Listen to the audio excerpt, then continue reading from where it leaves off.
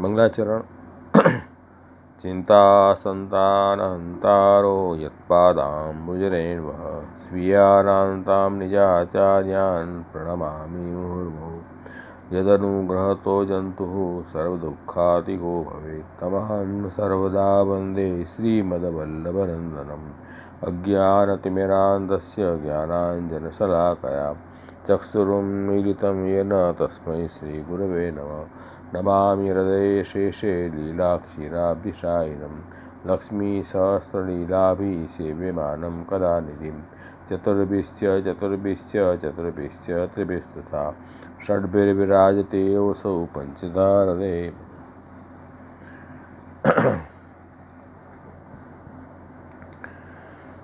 આપણે પ્રણય ગીતના 35 શ્લોક સુધી ગયા સત્રમાં જોયા હતા, 31 થી 35 શ્લોક. આજે 36મા શ્લોકથી આપણે શરૂ કરશું.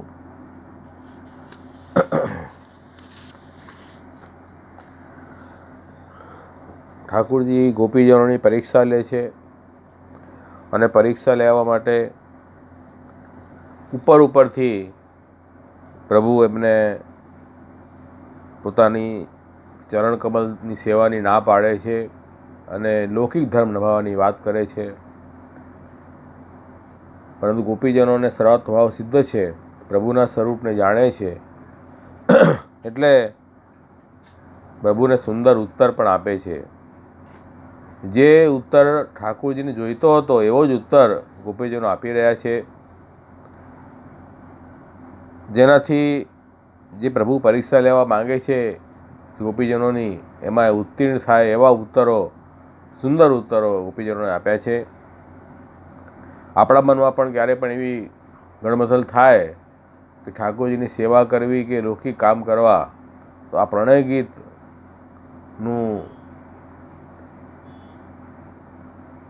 આપણે શ્રવણ કીર્તન કરીએ તો આપણને બધા આપણા અંદરની શંકાઓ, સંદેહ દૂર થઈ જાય. કેમ કે સર્વાત્મ ભાવ સિદ્ધ થઈ ગયા છે એ ગોપિકાઓનું આ ઉત્તર છે, એટલે એને પ્રણય ગીત કહેવાય છે. ભાવ એટલે પ્રેમ, અને એ પણ સર્વોચ્ચ પ્રેમ, સર્વાત્મ ભાવ, ભાવની સર્વોચ્ચ અવસ્થા છે, સર્વાત્મ ભાવની અવસ્થા છે. અને એ અવસ્થામાં ગોપીજનો દ્વારા આપેલો ઉત્તર છે, એટલે એને પ્રણય ગીત કહી રહ્યા છે. પ્રણય એટલે પ્રેમ ગીત. આગળના શ્લોકમાં આગળ આપણે લઈએ 36મો શ્લોક. હવે ઠાકુરજી એમ વાત કરી હતી કે ભાઈ મારામાં સ્નેહ હોવાના કારણે મેરે મેં સ્નેહ હોને સે આપ યહાં આઈ હો, એવી જે વાત કરી. એટલે એમ કહીને आपे कम से कम हमारा स्नेह की प्रशंसा तो करी. गोपीजनों ये विचार रहे हैं कि भाई ठाकुर जी ने हमारे स्नेह की प्रशंसा तो की, अब वो उस स्नेह की प्रशंसा की बात अब आप सुनिए. यदिहिम अंबुजाक्ष तो पाद तलम रमाया दत्तक्षणम क्वचित रण्य जनप्रियस्य.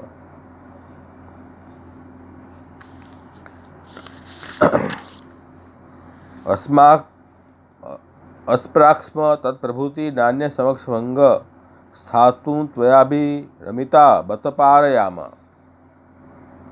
हे कमल नेत्र वाले श्री कृष्ण, हे वन में रहने वालों के प्रिय, आपके चरणारविंद की जो सेवा है वो लक्ष्मी जी को भी किसी समय मिलती है. लक्ष्मी जी ने क्यारेक क्यारेक अपना चरणारविंदनी सेवा મળે. હવે उन चरणारविंद का जब से हमने स्पर्श किया है, અમે લોકોએ જ્યારથી સ્પર્શ કર્યો એ ચરણારવિંદનો, અને એનાથી જ અમને આનંદની પ્રાપ્તિ થઈ, ત્યારથી तब से दूसरों के सामने स्थित रहने में हम सर्वथा असमर्थ हैं. ત્યારથી હવે આપના વગર અમે બીજા પાસે રહી શકવામાં समर्थ નથી. प्रभु से अतिरिक्त अन्य के पास सेवा की क्या बात कर रहे हो आप? अन्य के पास हम खड़े रहने के लिए भी समर्थ नहीं है. ऐसा गोपीजनों का भाव है, क्योंकि आपके चरणारविंद का स्पर्श हमें प्राप्त हुआ है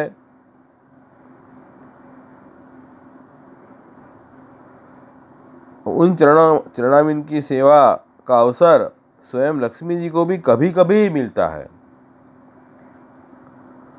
उन्हीं चरणों का स्पर्श हमें प्राप्त हुआ है। ये सौभाग्य जिस दिन हमें मिला और वो आनंद की प्राप्ति हुई, उस दिन से हम और किसी के सामने एक क्षण के लिए भी ठहरने में असमर्थ हो गई हैं। तो पति पुत्र आदि की सेवा की जो आप बात कर रहे हैं वो तो बहुत दूर की बात है।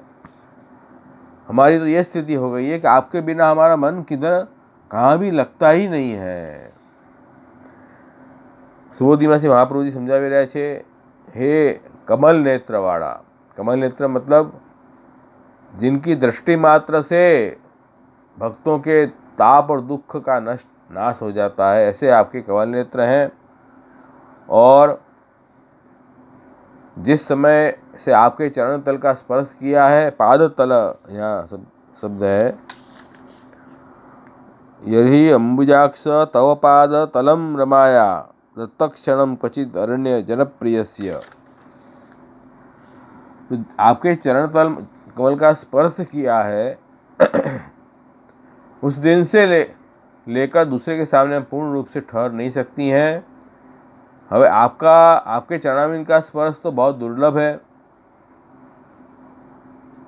तो वो तो लक्ष्मी जी धारण करें। लेकिन हम लोगों को क्या प्राप्त हुआ कि जहाँ आपके चरण के चिन्ह पड़े हैं, उस आकृति को पादतल कहते हैं। तो लक्ष्मी जी भी इस पादतल से ही अपना जीवन धारण करती है, और हम भी इस पादतल से हमको धन्य मान रही हैं। लक्ष्मी जी भी जो है वो पाद रेणु की अभिलाषा से तपस्या कर रही है, और उस पाद की जो रेणु है, चरणवान की रज, उसके स्पर्श करने का अधिकार कालीनाग को प्राप्त हुआ। बोलो कितनी बड़ी कृपा ठाकुर जी के उसके ऊपर। इसलिए चरण तो फल रूप है।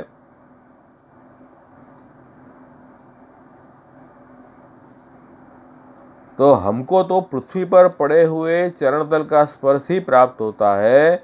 लक्ष्मी जी के समान हृदय पर चरण तल का स्पर्श नहीं हुआ है। तो અમે લોકોએ વિચાર્યું કે ભાઈ લક્ષ્મીજીએ સાક્ષાત ચરણાવિંદની પ્રાપ્તિ કરી, અમને તો પૃથ્વી ઉપર ચરણચિહ્ન પ્રાપ્ત થયા, એનો સ્પર્શ થયો છે। તો અમે વિચાર્યું કે જ્યારે લક્ષ્મીજીની તપસ્યા, લક્ષ્મીજીએ પોતાની તપસ્યા કરી અને ચંચલતા છોડી, ત્યારે એમને આ પાદતલની પ્રાપ્તિ થઈ। तो हम भी इस प्रकार करें तो हमको भी प्राप्त होंगे। એટલે શું કહી રહ્યા છે ભાઈ, જેમ લક્ષ્મીજીએ તપસ્યા કરીને પોતાની ચંચલતા છોડી અને આ પાદતલની પ્રાપ્તિ કરી, એવી રીતે અમે પણ બધી વસ્તુનો ત્યાગ કરીને આપણા ચરણાવિંદની પ્રાપ્તિ અમને થાય, એમ વિચારીને અમે બધી જગ્યાએથી મન હટાવીને આપનામાં મન લગાડ્યું છે, લૌકિક કામનો ત્યાગ કર્યો છે,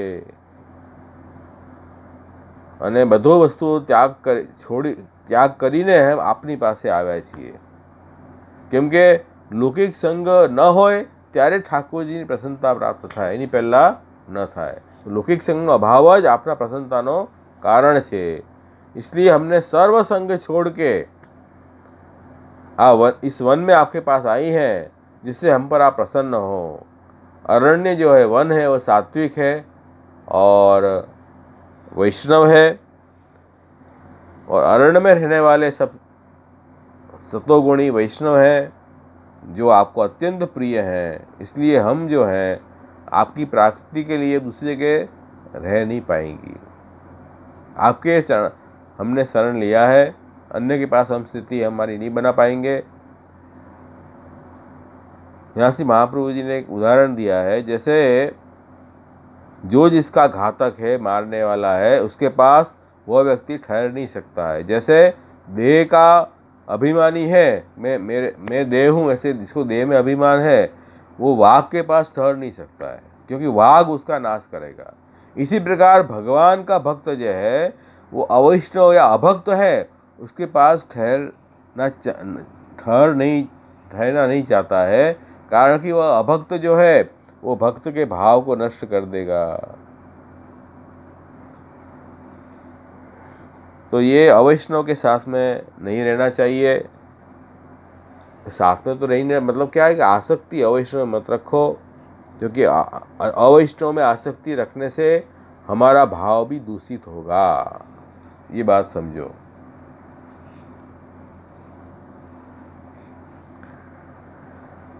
तो केवल लौकिक काम जो करने हैं इतना ही निमित्त हमें अवैष्णव में रखना है, ज़्यादा आसक्ति मित्रता बढ़ानी नहीं है, तभी हमारा भाव जो है बढ़ेगा। वैष्णव के साथ में वैष्णव का संग करो, वैष्णव से मित्रता करो, इसी से हमारा भाव धीमे धीमे बढ़ेगा। तो लक्ष्मी जी ये सब त्याग करके आपके शरण आई हैं और आपने आनंद की प्राप्ति करवाई है, ऐसे हम भी सब कुछ छोड़कर आपके पास आई हैं। तो अब आप ये जो कह रहे हैं कि परिवार की सेवा करने के लिए वापिस जाओ, ये वस्तु हमारे से शक्य नहीं है, हम उसमें उस कार्य करने में असमर्थ हैं। उसके बाद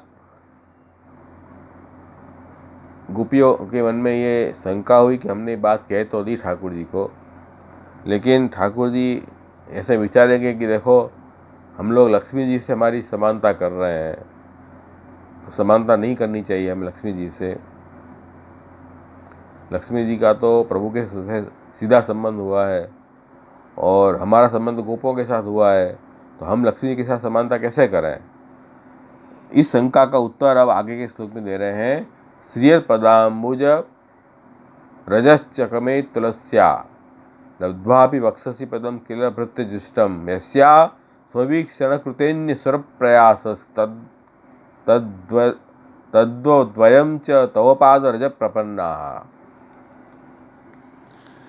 हे हमारे स्वामी, जिन लक्ष्मी जी का कृपा कटाक्ष प्राप्त करने के लिए बड़े बड़े देवता तपस्या करते रहते हैं, वही लक्ष्मी जी तुम्हारे वक्षस्थल में बिना किसी की प्रतिद्वंद्विता के स्थान प्राप्त कर लेने पर भी अपनी सौत तुलसी जी के साथ तुम्हारे चरणों की रज पाने की अभिलाषा किया करती है।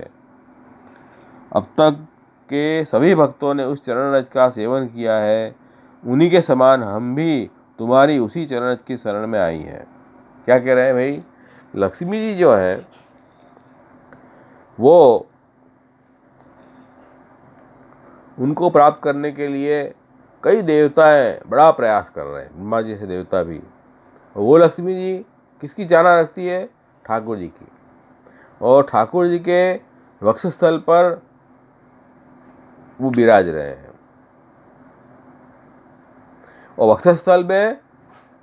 वक्षस्थल कैसा है कि बिना किसी स्पर्धा, वहाँ किसी की स्पर्धा नहीं है, उनकी मोनोपोली है लक्ष्मी जी की।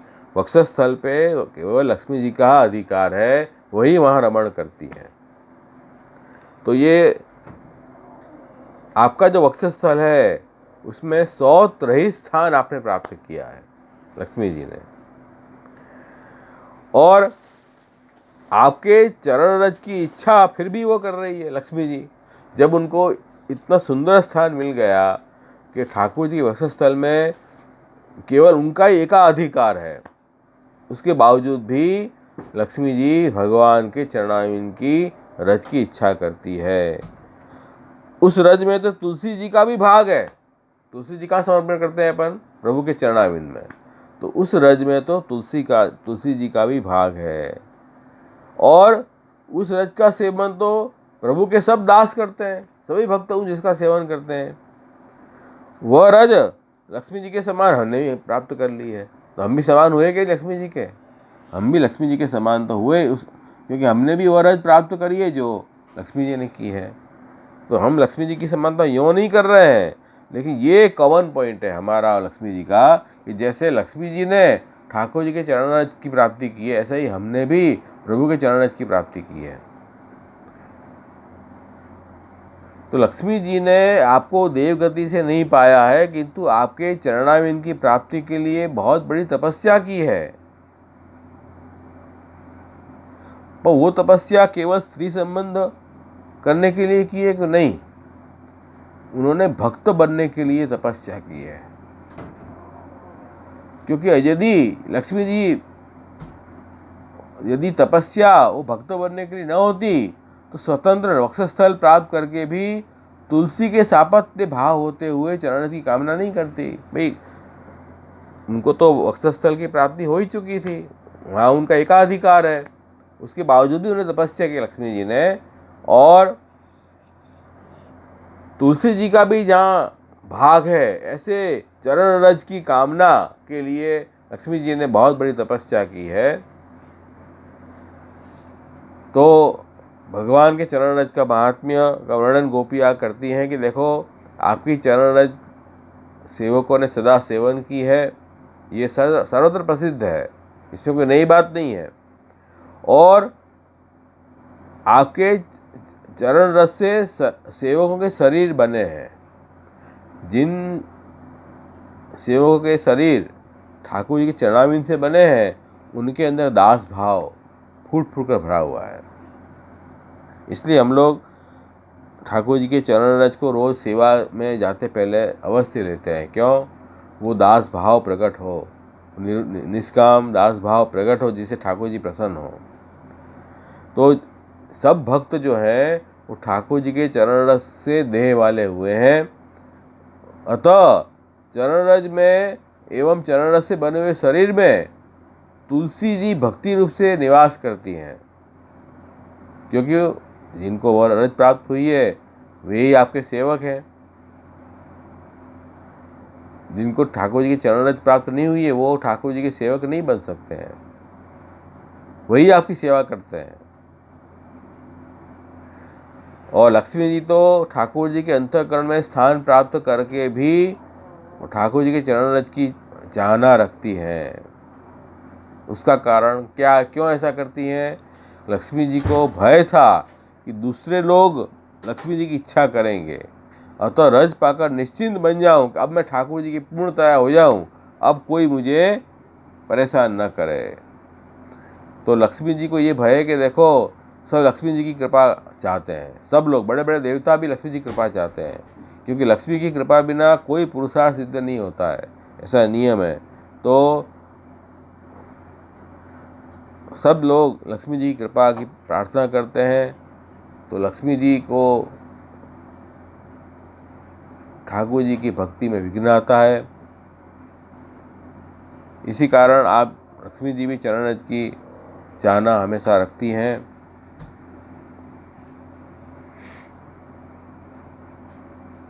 तो लक्ष्मी जी जो है आपके चरणाविंद के रज की प्राप्ति हो जाने से लक्ष्मी जी अनन्य बन गई। अनन्य बनने से वो निर्भय हो गई, अब किसी बात की चिंता भय उनको न रहा।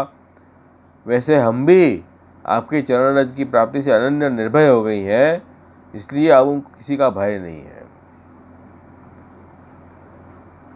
तो ये गोपिकाएं कहती हैं, तो इसलिए हम कोई लक्ष्मी जी की समानता नहीं कर रहे हैं, लेकिन आपके चरण रज का महात्म्य हम बता रही है। ये गोपिकाओं का भाव है। तो चरण रज का महात्म्य दिखाया। उसके बाद में 38वें श्लोक में आगे कर रहे हैं, एवं स्वस्य भगवद एक भोग्य शरीरत्व उपाद्य प्रार्थयन्ति तन्न इति। इस प्रकार अपने शरीर का उपभोग करने वाले एक भगवान ही है, अन्य कोई नहीं हो सकता। यह सिद्ध करके अब आगे के श्लोक की प्रार्थना कर रही हैं, तन्न प्रसिद्ध वृजिनार्दन तेंग्री मूलम प्राप्ता विसृज्य वसति त्वदुपासनाशा तत्सुंदर स्मित निरीक्षण तीव्र काम तत्तात्मनां पुरुषभूषण देहि दास्य।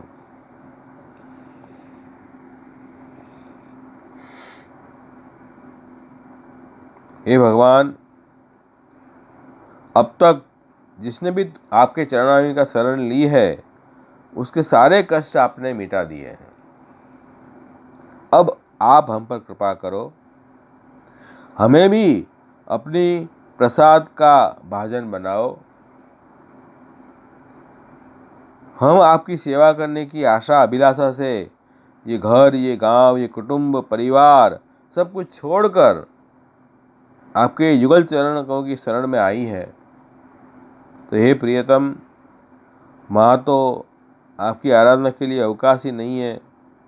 घर परिवार में वहाँ का अवकाश है ठाकुर जी की सेवा के लिए। तो हे पुरुष भूषण, हे पुरुषोत्तम, आपकी मधुर मुस्कान और सुंदर चितवन ने हमारे हृदय में प्रेम की मिलन की आकांक्षा को बढ़ा दिया है।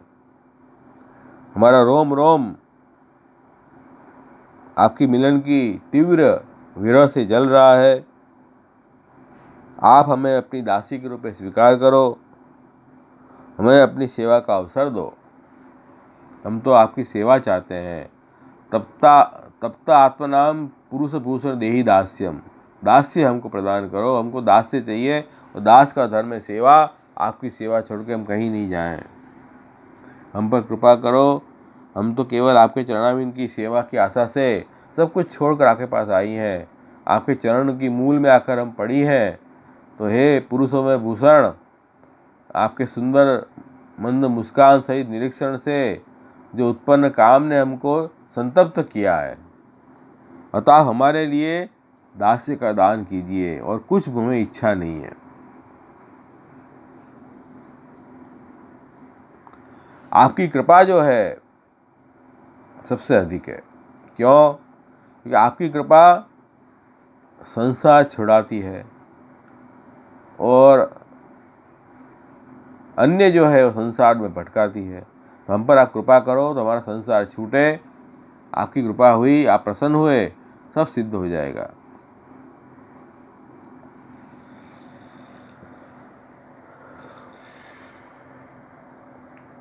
तो तन्न प्रसिद्ध व्रजिनार्दन तेंग्री मूलम प्राप्ता विसृज्य वसति सदुपासनासा।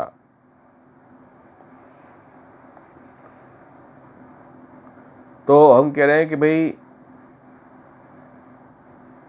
हमको आपकी ऐसी कृपा नहीं चाहिए कि जैसे लौकिक मनुष्य, पशु, धन, पुत्र वगैरह मांगे। हमको ये नहीं चाहिए, क्योंकि हम उन जैसी लौकिक नहीं है, ऐसी गृहस्थ में आसक्त हम नहीं है।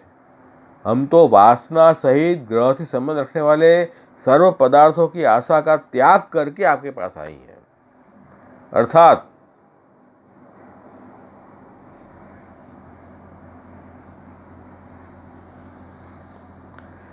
सब कुछ छोड़ के आपके पास आई है। गृहस्थ आश्रम की को छोड़ के हम आई है। अतः हमारा अधिकार उन लौकिक व्यक्तियों जैसा नहीं है जैसा आप समझ रहे हो कि लोक में हम आसक्त हैं और ऐसी आसक्ति के वरवश होकर आपके पास आई हो, ऐसा नहीं है। तो भगवान पूछेंगे कि आपने घर क्यों छोड़ा? फिर क्या घर में कोई दुख था तो घर छोड़ा? इसके उत्तर में हम कहती हैं कि यदि हमने घर किसी प्रकार के लौकिक दुख होने के कारण नहीं छोड़ा है, किंतु आपकी सेवा प्राप्त हो इसी आशा मात्र से वो गृहस्थ आश्रम छोड़ा है। बहुत बड़ी बात है ये। भाई घर में दुख था, पति त्रास दे रहा है, पुत्र आज्ञा नहीं मान रहे हैं, घर में गरीबी है, पैसा नहीं है, तो घर छोड़ दिया, चलो भगवान का भजन करेंगे।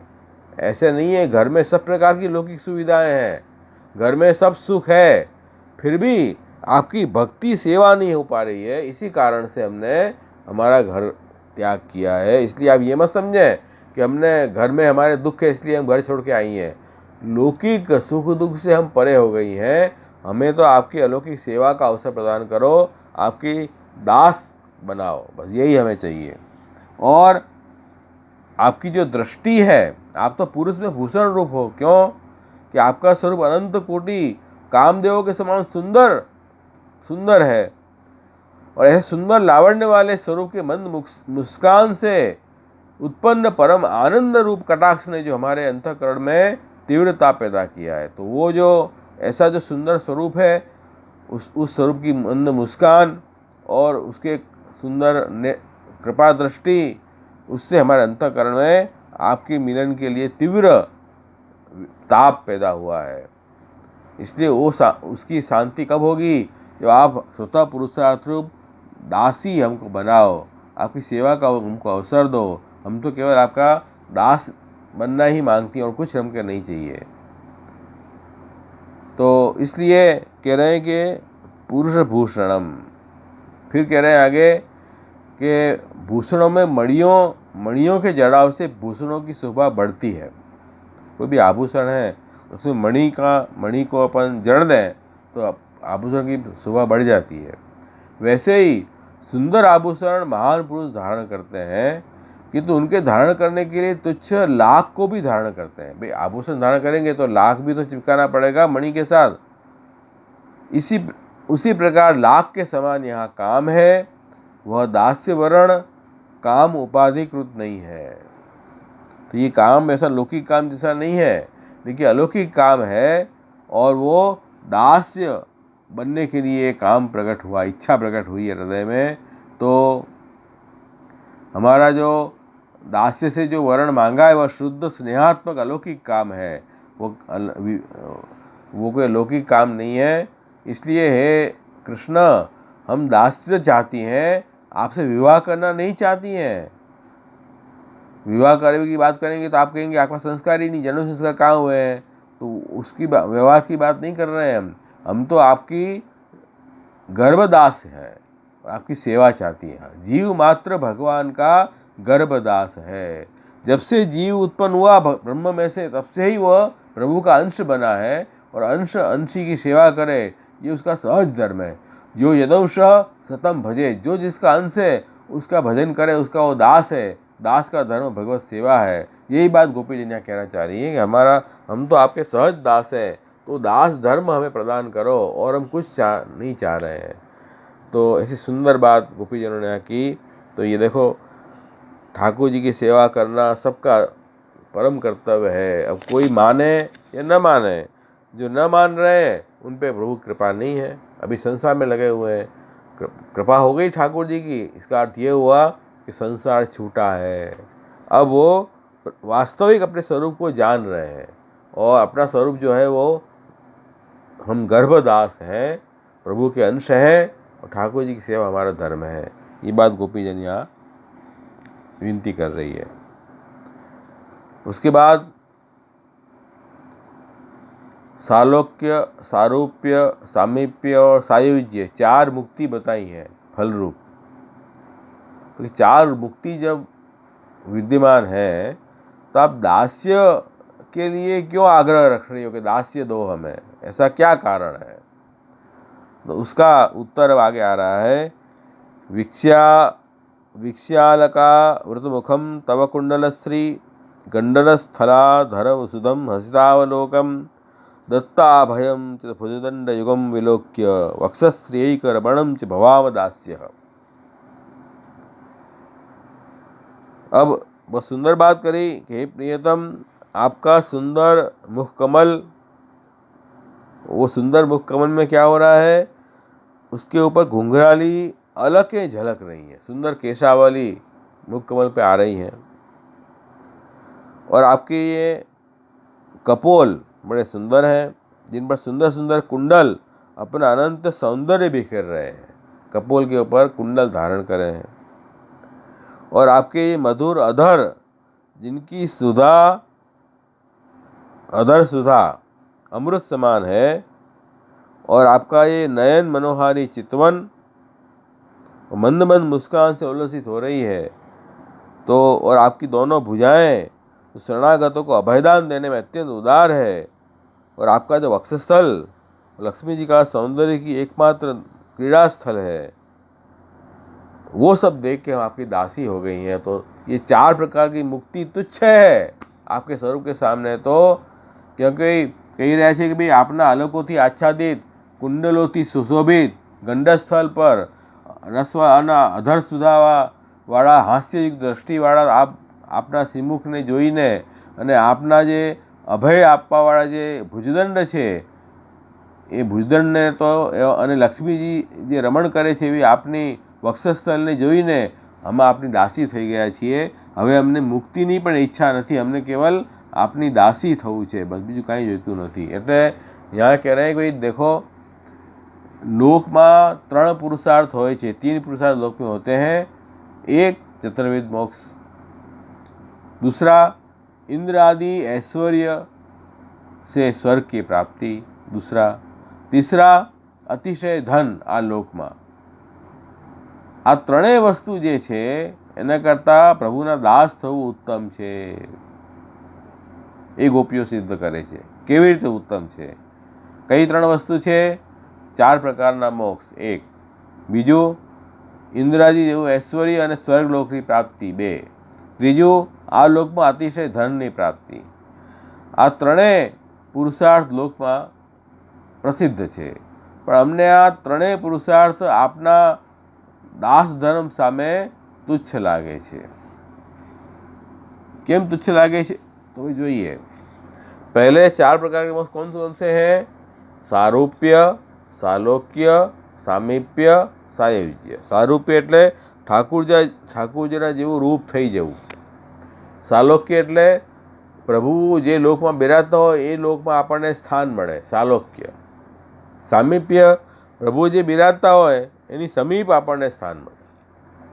घणीवार शुं थाय, सालोक्य એટલે લોક તો મળી જાય પણ સમીપતા ઓલવેઝ ન હોય।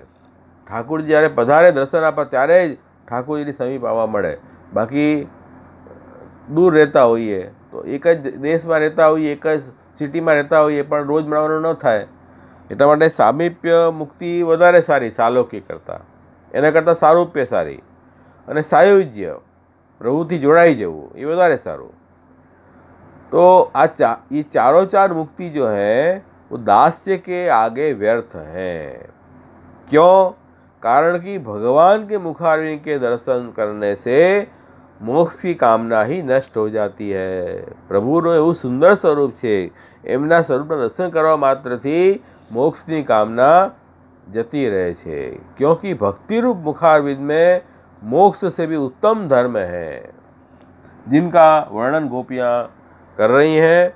केवी रीते करी रही है कि सारूप्य मुक्ति से भी मुखारविंद में उत्कृष्ट आनंद होने से ही जिन भक्तों ने सारूप्य मुक्ति पाई थी तो भी उनके अंतःकरण में भक्ति रस की इच्छा रह जाने से वे भगवान के अलग रूप बनकर मुखारविंद का आनंद ले रहे हैं।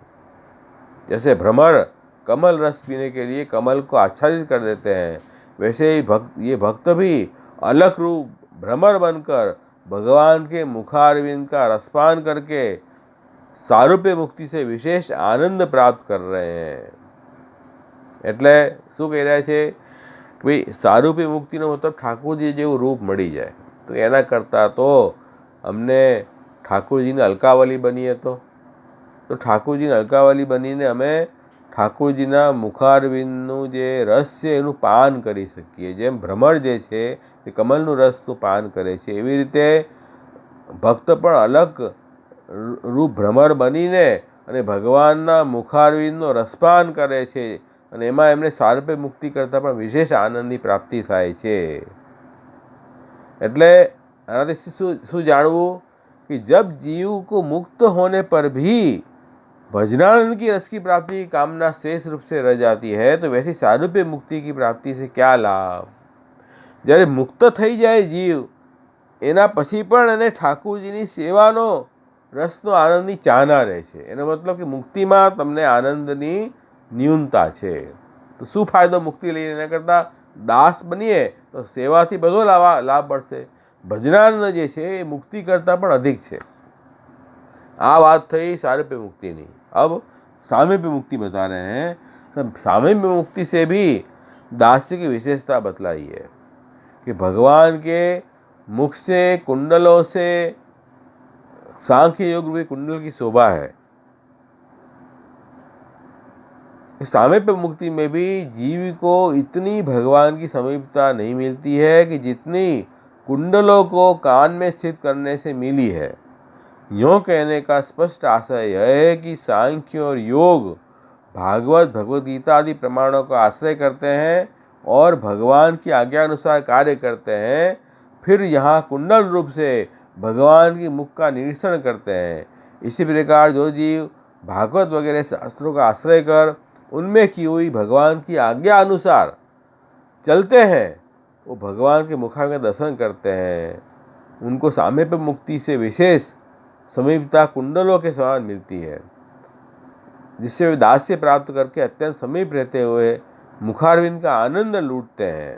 देखो કેટલી સુંદર વાત છે કે સામીપ્ય મુક્તિ પણ ભગવાનની દાસ ધર્મ કરતાં તુચ્છ છે। કેમ કે ઠાકુરજીની કુંડલ બની જઈએ આપણે, ઠાકુરજીની સેવા કરીએ કુંડલ બનીને, તો આપણને ઠાકુરજીના મુખારવિંદના દર્શનની સમીપતા ઓલવેઝ પ્રાપ્ત થાય। તો સમીપતા કરતાં તો આ સમીપતા સારી ને, ભજનાનંદ રૂપી સમીપતા, कुंडल बनीने ठाकुरजीना मुखारविंद दर्शन सदा करता रहिए, तो आ समीपता तो सामीप्य मुक्ति करता सारी है। और इसी तरह सालोक्य मुक्ति से भी दास्य की विशेषता है कि भगवान के मुखारविंद में जो कपोल है वो विशाल है, वो अधर है, उसमें सुधारस भरा हुआ है। ठाकुरजीना कपोलમાં અને मुखारविंदમાં अधर છે, सुधारसથી ભરેલું છે। सालोक्य मुक्ति में तो केवल अक्सर गणितानंद का पान मिलता है, किंतु यहाँ तो भगवान के विशाल गंडर स्थलों में स्थित रहकर कपोल रस की प्राप्ति के साथ अधरसुधा का रस का पान किया जाता है। अधरसुधा रस अक्षर से उत्तम है। तो सालोक्य मुक्ति में तो अक्षर धाम की प्राप्ति थाय, एमां तो अक्षर तो गणितानंद है, हरि पूर्णानंद है। तो अहींया तो आपणे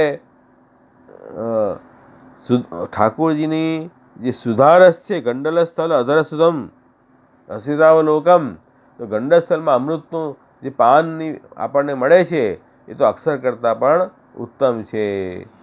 ए तो अगणित आनंदनो आनंद मळे छे। अने हवे कहे छे के सायुज्य मुक्ति पण सेवा करता तुच्छ छे। केम तो कि भगवान के मुखारविंद में हास्ययुक्त अवलोकन है, अर्थात भगवान के मुख के जो दर्शन करते हैं तब तो आपकी मंद मुस्कान वाले कटाक्ष से जो अनुपम आनंद प्राप्त होता है वह सायुज्य में नहीं है। कारण कि ब्रह्मानंद में तो लीन थी जाए जीव बधा, अने भक्ति में जो विलास आनंद है ब्रह्मानंद में क्या है? तो भगवान की सुंदर मुस्कान, हास्यावलोकन, हसितावलोकम एना दर्शन करवा मात्र थी ज भक्तों ने आनंद की प्राप्ति थी जाए एम कही रहा है। एटले बहुत सुंदर उदाहरण श्री महाप्रभुजी आप्યું कि ब्रह्मानंद और भजनानंद में शू फरक? तो कि जेम जल में तरस्यो माणस ने आपणे जल में डूबाड़ी दईए तो शू एने तरस मटे नहीं, पण तरस्यो माणस जल थी अलग रही जलनु पान करे तो खरेखर एने आनंद आवे। एवी रीते जे आनंदनी इच्छा तो दरेक जीवने छे अने ब्रह्मानंद में लीन थई जाए एनाथी एने एवो आनंद नहीं मळे जेवो आनंद ठाकुरजीथी अलग रही ठाकुरजीनी सेवामां मळे छे। एटले एने सेवानो एक अनोखो विलक्षण आनंद छे। एने दास्य ज फल छे, मोक्ष फल नथी, ए पण अहींया बताव्युं छे। पछी आगळ कह्युं दत्ता भयम च भुजदंड युगम विलोक्य। हवे कही रह्या छे कि भाई आपना जे बंने भुजाओ छे केवी छे? शरणागतोनो अभयदान आपवामां अत्यंत उदार छे। आपनी भुजाओ एटले अहींया कर्युं भाई जे स्वर्गफलनी वात तमे करी रह्या, चार मोक्षनी वात तो बतावी दीधी, हवे बीजुं शुं आव्युं? स्वर्गफल। स्वर्गनी फलनी वात करो छो कि स्वर्ग परम फल छे, इंद्रनी पदवी, स्वर्गमां पण इंद्रनी पदवी परम फल छे। तो कि इंद्रादि देवो पण स्वयं निर्भय नथी अने एमनो भय बटाववा माटे प्रभुने शरणे आवे छे अने प्रभुने शरणे आवे छे अने भगवाननी जे भुजा छे ए लोकोना भयने मटाडे छे। हवे आ भुजाओनी प्राप्ति तो आपणे ठाकुरजीनो दास धर्म सेवाथी तरत प्राप्त स्वतः प्राप्त थई जाय छे। तो पछी आ भुजाओने छोड़ीने शा माटे इंद्रादि पद माटे लालयित थवुं? एवा स्वर्गथी शुं लाभ? शुं आवासितता छे? कि कोई प्रकारनी आवासितता नथी स्वर्गनी।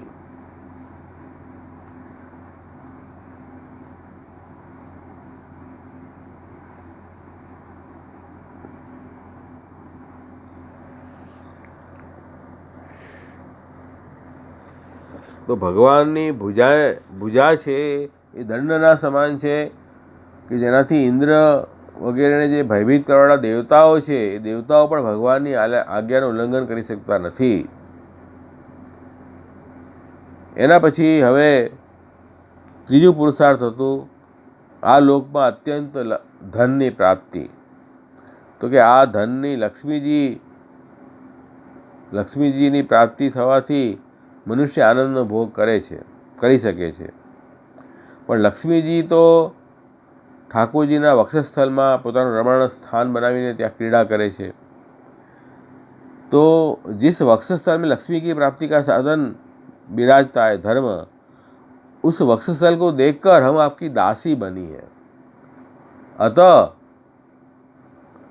ऐसे वक्षस्थल के दर्शन करने वाली हमको न लक्ष्मी की और न धन की आवश्यकता है. જે લક્ષ્મીજીની તમે વાત કરી રહ્યા છો તો કે અહીંયા તો વક્ષ શ્રી રમણમ છે ભવામાં દાસ્ય. લક્ષ્મીજી પણ સ્વયં ભગવાનના વક્ષસ્થલમાં રમણ કરે છે અને જેને દાસ ધર્મ પ્રાપ્ત થયો એને ઠાકોરજીના વક્ષસ્થલની પ્રાપ્તિ થશે.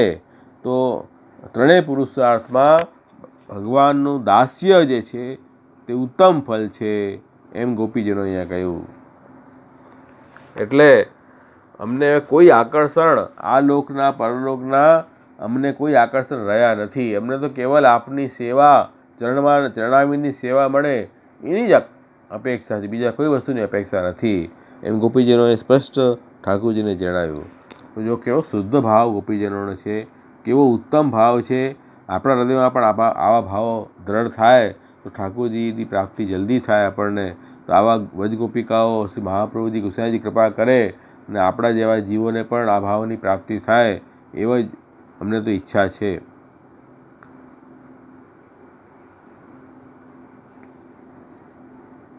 હવે આગળના ટૂંક માટે ગોપીજનો કહી રહી છે ભાઈ આપ એમ કહો કે સન્માર્ગની રક્ષા કરવા માટે અને અમે પ્રમાણ આપ્યા અને આ લૌકિક શાસ્ત્રીય ધર્મ બતાવ્યું છે તો કે આપે એવું ન કરવું જોઈએ. કેમ?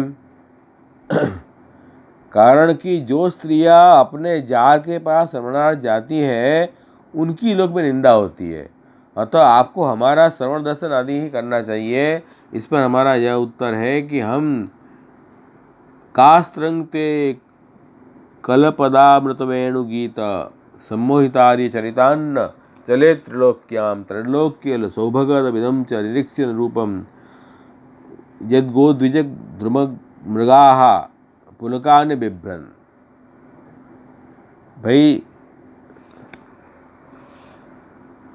हमारी स्थिति एवी થઈ ગઈ છે कि आपने जिन स्त्रियों को अव्यक्त मधुर अमृत से भरे वेणुगीत से मोहित कर लिया है, એટલે અવ્યક્ત મધુર અમૃતથી ભરા જે વેણુગીત એનાથી અમે મોહિત થઈ ગઈ છીએ.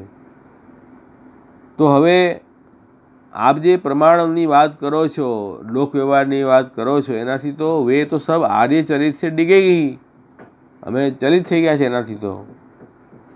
जबकि आपके त्रैलोक्य स्वरूप को देखते ही पक्षी वृक्ष मृग भी पुलकित हो जाते हैं. જે તામસી જીવો છે, પક્ષી વૃક્ષ વગેરે એ પણ આપના સ્વરૂપને જોઈને અને ચલિત થઈ જાય છે. તો અમારે સ્ત્રીઓની શું ગજાઓ કે આપણા સ્વરૂપને જોઈને અમે ચલિત ન થઈએ. આપણું સ્વરૂપ જ એવું સુંદર છે कि तीनों लोकों में ऐसी कौन सी स्त्री है जो मधुर मधुर पद और आरोह अवरोह क्रम से विविध प्रकार की मूर्छनाओं से युक्त आपकी बंसी की तान सुनकर इस त्रिलोक सुंदर मोहिनी मूर्ति को जो अपने एक बूंद सौंदर्य से त्रिलोकी की सौंदर्य का दान करती है एवं जिसे देखकर गौ पक्षी वृक्ष और हरिण भी रोमांचित पुलकित हो जाते हैं, अपने नेत्रों से निहार कर आर्य मर्यादा से विचलित न हो जाए, कुल कान और लोक लज्जा को त्याग कर तुम्हें अनुरक्त न हो जाए. भाई आपનું સ્વરૂપ કેવું છે? એક સૌથી પહેલાં તો આપ બહુ સુંદર વેણુ ગીત અમને શ્રવણ કરાવ્યું. મધુર મધુર પદ છે, એમાં આરોહ અવરોહ ક્રમથી વિવિધ પ્રકારની મૂર્છનાઓ છે, વંશીની તાન અને ગીત સંભળાવો છો અને આપની સુંદર જે સ્વરૂપ છે આપનું કેવું છે કે આ એ સ્વરૂપનું એક બૂંદનું સૌંદર્ય શ્રી પણ આખી સૃષ્ટિનું સૌંદર્ય આવી જાય. ઠાકોરજીનો કંઈ એક બૂંદ મળે, એક ટીપું સૌંદર્ય મળે, એનાથી આખી સૃષ્ટિનું સૌંદર્ય ફેલાઈ જાય. તો ઠાકોરજીનું સૌંદર્ય કેવું હશે?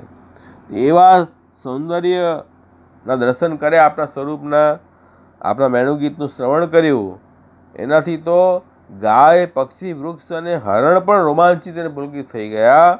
તો અમારા જેવી સ્ત્રીઓની આપ વાત કરો છો, એવી કઈ સ્ત્રી હશે કે જે લોકલજ્જાનો ત્યાગ કરીને આપમાં સ્નેહ ન કરે? આપણું સ્વરૂપ જ એવું સુંદર છે, અલૌકિક સ્વરૂપ છે. આપણું આ સ્વરૂપ જે છે ને, લૌકિક સ્વરૂપમાં આવી વિશેષતા ન હોઈ શકે.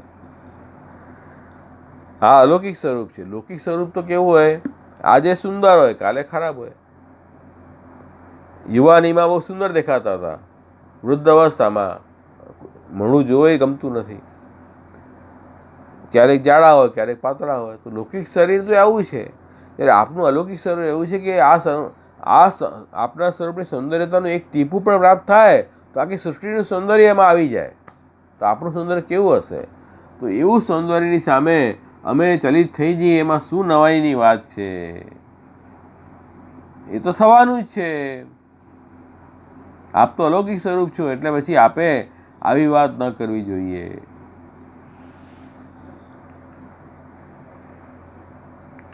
આપે જે ઉપદેશ આપ્યો અમને કે તમે ઘરે જાઓ, ઘરનું કામ કરો, તો કે એ ઉપદેશ આપે કોને કરવો જોઈએ? પુરુષને કરવો જોઈએ. અમે તો સ્ત્રીઓ છે, સ્ત્રીઓને એવો ઉપદેશ સાર્થક ન થાય. કેમ?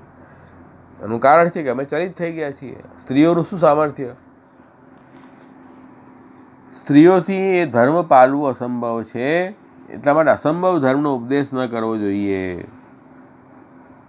ઠાકોરજીનું દાસ્ય જ્યારે સ્વીકાર્યું પછી પતિવ્રતા ધર્મની વાત ક્યાં આવી? સૌથી મોટા પતિ ઠાકોરજી છે. તો ધર્મનું સ્વરૂપની સ્થાપના કરવાનું તો આપણું સ્વરૂપ જ છે. આપ તો અદ્ભુત કર્મ કરવાવાળા છો.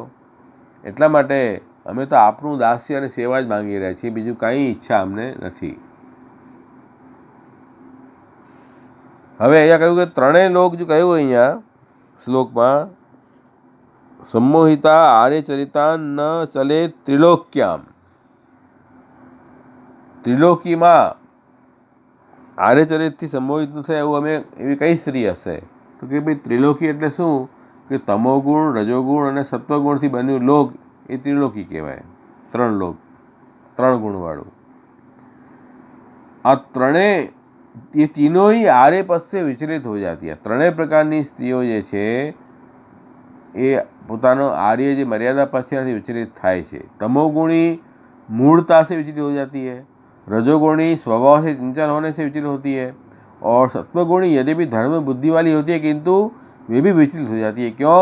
आपके अव्यक्त मधुर पदों में स्थित अर्थ रूप अमृत को वेणु द्वारा गाए हुए गीत से पान कर सब मोहित हो गई है. એટલે તમોગુણ અને તો મૂળતાથી જ વિચલિત થઈ જાય, રજોગુણી ચંચલ હોવાથી વિચલિત થઈ જાય, પણ સત્વગુણી છે એને ધર્મ બુદ્ધિ છે એ પણ વિચલિત થાય છે. કેમ? કેમ કે આપનું જે વેણુગીત છે, અવ્યક્ત મધુર પદોથી સ્થિત અર્થરૂપ જે અમૃતરૂપી વેણુગીત છે, એનું પાન કરવાથી સત્વગુણી પણ મોહિત થઈ ગઈ છે.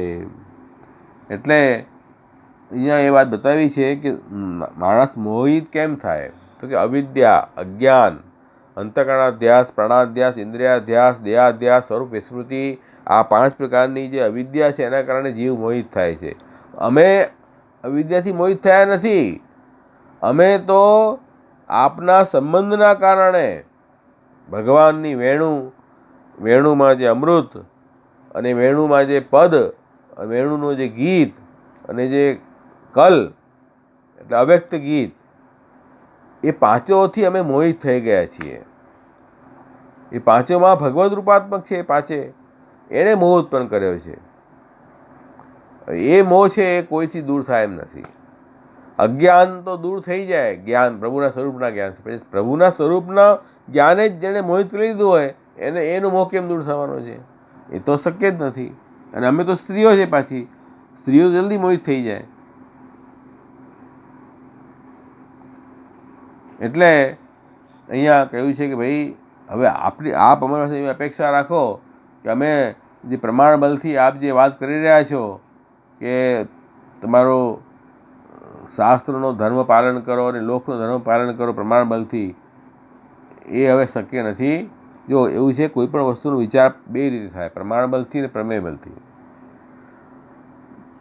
કોઈ પણ વસ્તુનું વિચાર, પ્રમાણ બલ એટલે કોઈ એવું સાધન હોય જેનાથી આપણે એ વસ્તુનું જ્ઞાન પ્રાપ્ત કરી શકીએ.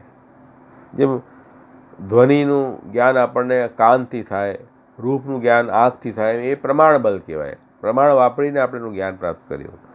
પણ કોઈ પ્રમેય બલથી જ્ઞાન થાય એમાં તો એ સ્વરૂપ જ આપણને જ્ઞાન અપાવે, એ વસ્તુ જ સ્વતઃ આપણને જ્ઞાન કરાવે.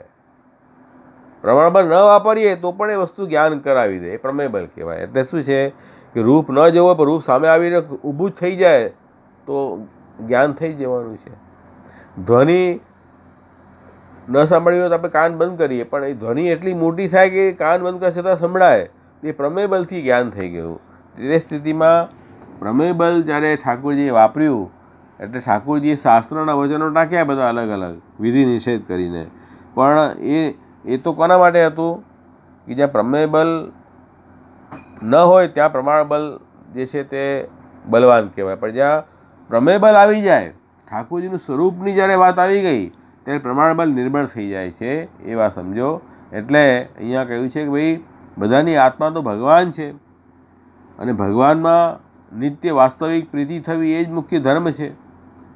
બીજા બધા ધર્મ પ્રમાણશાસ્ત્રમાં બતાવે છે, એ શાના માટે બતાવે છે કે ધીરે ધીરે અંતઃકરણ શુદ્ધ થાય અને જે વાસ્તવિક પ્રભુના સ્વરૂપનું જ્ઞાન થાય અને વાસ્તવિક પ્રભુ માટે આસક્તિ પ્રગટ થાય, એના માટે પ્રમાણબળ બતાવે છે. પણ જ્યારે ઠાકોરજીના સ્વરૂપનું જ્ઞાન થઈ ગયું, પ્રભુમાં આસક્તિ થઈ ગઈ, પછી પ્રમાણબળ શું કરશે? પછી પ્રમાણબળની જરૂરત નથી. ઠાકોરજી પ્રમાણબળ બતાવી રહ્યા છે એમને ગોપિકાઓને. એટલે ગોપિકાઓએ કીધું ભાઈ આપનું સ્વરૂપમાં અમે મોહિત થઈ ગયા છીએ, હવે આ પ્રમાણબળ શું કરવાનું છે એમને? એટલે આ રીતે હવે એ પ્રમાણબલ જે છે તે નિર્બલ થઈ જાય છે ભગવાનના સ્વરૂપના આગળ. એમ સુબોધીજીમાં કહ્યું છે કે પ્રમાણબલ કી મર્યાદા ભગવાન કે સ્વરૂપ ક્યાં કે નિર્બલ હૈ. એટલે અમે તો હવે વિચલિત થઈ ગયા છીએ. જ્યારે પશુ પક્ષી જેવા પણ વિચલિત થઈ જાય તો અમે તો સ્ત્રી છીએ, તો એ તો વિચલિત થઈએ, એમાં શું નવાઈની વાત છે? આ રીતે આ 10 શ્લોક અહીંયા પૂરા થયા અને છેલ્લા શ્લોકમાં હવે વાત આવી આ પ્રકારથી ભગવાનના જે વચનો હતા મર્યાદા અનુસાર પ્રમાણબલના, એનું ખંડન પુષ્ટિમાર્ગ રીતથી ગોપિકાઓએ 10 શ્લોકમાં કર્યું.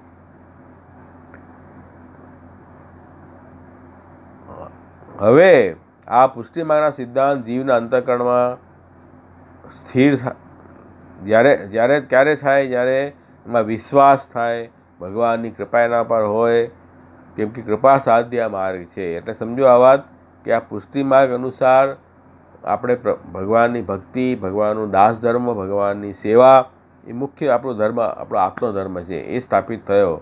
એમાં કોને સ્થિરતા આવે? કે જેને પ્રભુના વચનમાં વિશ્વાસ હોય, જેને ભગવત કૃપા હોય, એને જ આ વસ્તુ દ્રઢ થાય, બધાને થાય નહીં.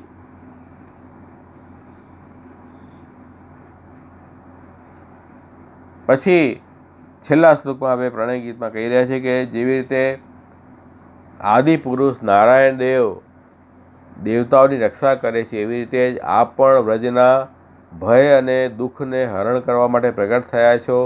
એટલે અમે જે દુઃખી જીવોના બંધુ છો, તો અમે આપણી દાસી છીએ, તો અમારા વક્ષસ્થળ ઉપર અને મસ્તક ઉપર આપણા ચરણ કમલ સ્થાપિત કરો. जैसे भगवान नारायण देवताओं की रक्षा करते हैं, वैसे ही आप ब्रजमंडल का भय और दुख मिटाने के लिए प्रकट हुए हो. यह भी स्पष्ट ही है कि दीन दुखियों पर आपका बड़ा प्रेम, बड़ी कृपा है. हम भी बड़ी दुखी हैं, तो आपके मिलन की आकांक्षा की आग से हमारा वक्षस्थल जल रहा है. तो आप अपनी इन दासियों के वक्षस्थल पर और सिर पर अपने कोमल कर कमल रखकर इन्हें अपना लो, हमें जीवन दान दो. बस એવા આશીર્વાદ પ્રાપ્ત કરો અમને કે અમે આપણી દાસી થઈએ, બીજું કાંઈ જોઈતું નથી. કેમ કે અહીંયા કહે છે કે આપનું પ્રાગટ્ય જે છે ને શેના માટે થયું છે? હવે પૃથ્વીનું ભાર દૂર કરવા માટે આપણું સંકર્ષણ વ્યૂહ છે અને મુક્તિ આપવા માટે વસુદેવ વ્યૂહ છે. વંશવૃદ્ધિ માટે પ્રદ્યુમ્ન વ્યૂહ છે, ધર્મની રક્ષા માટે અનિરુદ્ધ વ્યૂહ છે, એ તો બધા વ્યૂહ કાર્ય કરશે. આપ પુરુષોત્તમ સાક્ષાત કેમ પ્રગટ થયા છો કે આપ તો વ્રજના ભક્તોના દુઃખોને અને ભયોને દૂર કરવાને પ્રગટ થયા છો. એ જ કાર્ય આપ નહીં કરો તો પુરુષોત્તમથી પ્રગટ થવાનું આપનું શું કામ? એ તો વૃથા થઈ જશે. એટલે આપે તો અમારી રક્ષા કરવી જોઈએ, એ જ આપનું મુખ્ય કાર્ય છે. એટલે ઠાકોરજીનું કાર્ય યાદ અપડાવી રહી છે કે આપ પુરુષોત્તમ તરીકે કેમ પ્રગટ થયા. બાકી બધા કાર્ય તો આપણા વ્યૂહ સ્વરૂપ કરી લેશે વિભૂતિ, પણ પુરુષોત્તમ રૂપથી તો આપે આપણા ભક્તોના દુઃખ અને ભય દૂર કરવાના જ કરવા જોઈએ. એ જ આપણું મુખ્ય કારણ છે. તેમ નારાયણ જે છે તે દેવોની રક્ષા કરે છે કે નહીં, આપે પુરુષોત્તમે પોતાના ભક્તોની રક્ષા કરવી જોઈએ. એ વાત અહીંયા મુખ્ય કરી. આ રીતે પ્રાર્થનાના શ્લોક કરી અને આ પ્રણય ગીત અહીંયા પૂરું થાય છે. અને એના પછી ત્રિવિધ નામાવલીનું જો નામ આપણે જોઈએ તો એમાં એક નામ આ વાત સમજાવતું એક નામ છે. કયું નામ છે? લોક વેદ સર્વ ધર્મ પરિત્યક્ત ગોપી સેવિત ચરણાવિંદાય નમઃ. લોક અને વેદ संबंधी सर्वे धर्माः परित्यक्ताः. लोक અને वेद में जितने भी धर्म हैं बताए गए हैं वो सब धर्म को जिन्होंने छोड़ दिए है, त्याग कर दिया है, उसकी आसक्ति छोड़ दी है.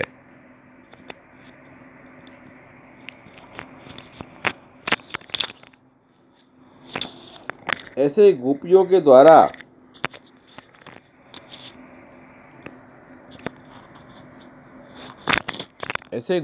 द्वारा चरणाविंद सेवित हैं जिनके, ऐसे भगवान श्री कृष्ण को नमस्कार. लोक वेद सर्व धर्म परित्यक्त, लोक और वेद सर्व धर्म को छोड़कर जो आई हैं ऐसी गोपियाँ, ऐसे गोपियों के द्वारा सेवित चरणाविंद सेवित है जिनके, ऐसे भगवान कृष्ण को नमस्कार. तो गोपियों ने यहाँ प्रणय गीत में ये सिद्ध किया कि हम सब कुछ छोड़ के आपके पास आई हैं. 11 श्लोकों में आपके दास धर्म ही हमारे लिए मुख्य है. हमको आपका दास बनाओ, आपका आशीर्वाद हमें प्राप्त हो, ये बात बताई. अतएव अग्रे किंकरीणाम इति उक्तम.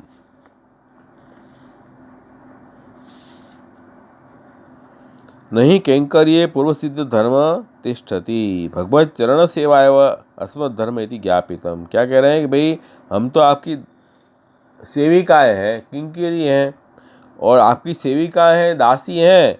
तो दासी के लिए दूसरा धर्म कोई नहीं है. आप दूसरे धर्म बता रहे हो, आप ये करो वो करो, परिवार की सेवा करो, पति की सेवा करो, पुत्र की सेवा करो, गायों की सेवा करो, परिवार का ध्यान रखो. ये सब धर्म किसके लिए है? जो आपके दास नहीं है. हम तो आपकी दासी हैं, तो हमारे लिए तो केवल आपके चरणाविंद की सेवा ही धर्म है और कोई धर्म नहीं है. ये इन 11 श्लोकों में गोपिकाओं ने सिद्ध कर दिया प्रणय गीत में कि भगवत सेवा, भगवान का दास होना, और दास धर्म का मतलब है सेवा, यही मुख्य धर्म, और कोई मुख्य धर्म नहीं है.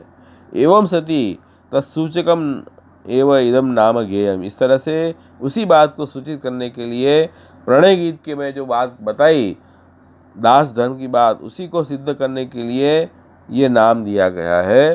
लोक वेद सर्व धर्म परित्यक्त गोपी सेवित चरणाविंदाय नमः. बस ये बात यहाँ समझो. तो ये प्रणय गीत का एक नाम यहाँ बता दिया. तो अपन को भी यही समझना है कि लोक वेद तो हमें करना है, लेकिन कापट्य भाव से करना है. श्री महाप्रभु जी पुष्टि प्रभा बता रहे हैं कि लोक वेद जो है हमें अनासक्त भाव से करना है, वैष्णवत्व सहजम, और लोक वेद कापट्यात्. तो लोक वेद में कपटता रखना, कपटता मतलब किसी को धोखा देना अर्थ नहीं है. कपट का मतलब यहाँ है कि अनासक्त भाव, आसक्ति नहीं रखनी, केवल प्रभु की आज्ञा मान के वो उस कार्य को करना. आसक्ति ठाकुर जी की सेवा भक्ति में करनी. यही प्रणय गीत से ये बात सिद्ध हो रही है. तो हमको इस भाव से हम करेंगे तो ठाकुर जी कृपा करेंगे, ठाकुर जी कृपा की दृष्टि प्राप्त होगी, और जल्दी ही हमारे में दास धर्म की दृढ़ता आएगी, और हमारे में भी भक्तों की योग्यता प्राप्त हो कि हमें भी वो भजन का आनंद मिले. तो ये बात यहाँ सब सुंदर बात गोपीजनों ने बताई प्रणय गीत में। तो इस तरह से प्रणय गीत यहाँ कंप्लीट हो गया है और ये नाम भी इसका जो है वो भी हमने देख लिया। अब कोई प्रश्न है तो 5 मिनट पूछ लो, नहीं तो फिर अपन आगे का क्रम करें।